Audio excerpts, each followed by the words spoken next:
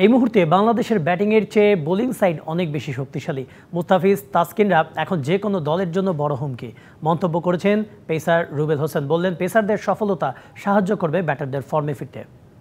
আমি খুবই হ্যাপি যে আপনার আমাদের বোলিং সাইডটা হচ্ছে 2015 আইসিসি বিশ্বকাপের ইংল্যান্ড দল কোনোদিনই কি ভুলতে পারবে বাংলাদেশের রুবেল হোসেনকে? এই টাইগার পেসারের কাছেই কুপকাত হয়ে আসর থেকে বিদায়ের পথ প্রশস্ত করেছিল ইংলিশরা। সেই বিশ্বকাপে মাশরাফি, তাসকিন, রুবেলদের পেস জুটি ছিল যে কোনো দলকে চ্যালেঞ্জ জানানোর মতো শক্তিশালী। রুবেল বললেন, এবারের বিশ্বকাপে টাইগার পেস অ্যাটাকও যে কোনো দলের জন্য হুমকি স্বরূপ।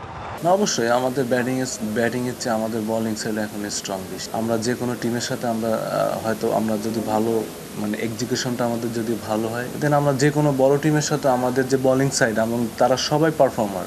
যুক্তরাষ্ট্রের বিপক্ষে সিরিজ হারের সমালোচনায় বিদ্ধ বাংলাদেশ দলকে নিয়ে আশাহত নন পেসার রুবেল। বললেন, বোলারদের ভালো পারফরমেন্স ব্যাটারদের ফর্মে ফিরতে সাহায্য করবে অনেকটাই। আমি এই দলটা নিয়ে আশাবাদী।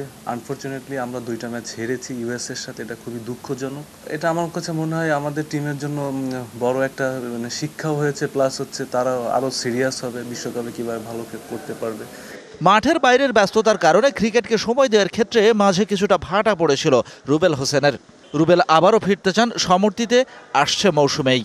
বিপিএল খেলি আর প্রিমিয়ার লিগটা খেলি, ভালো পারফর্ম করতে হবে, চোখে লাগার মতো কিছু থাকে না, এক্সট্রা অর্ডিনারি পারফর্ম করতে হবে। দেন আমি তো স্বপ্ন দেখতেই পারি। 13 বছর হয়েছে আমি ন্যাশনাল টিমে খেলেছি। টিম গেম খেলার মধ্য দিয়েই দলে আসবে সফলতা, সেটাই বিশ্বাস করেন রুবেল। এই পেসারের প্রত্যাশা, সাকিব, রিয়াদদের মতো অভিজ্ঞদের নিয়ে বিশ্বকাপে সময় মতো জ্বলে উঠবে শান্তরা। Shahan Papon, DBC news, Dhaka.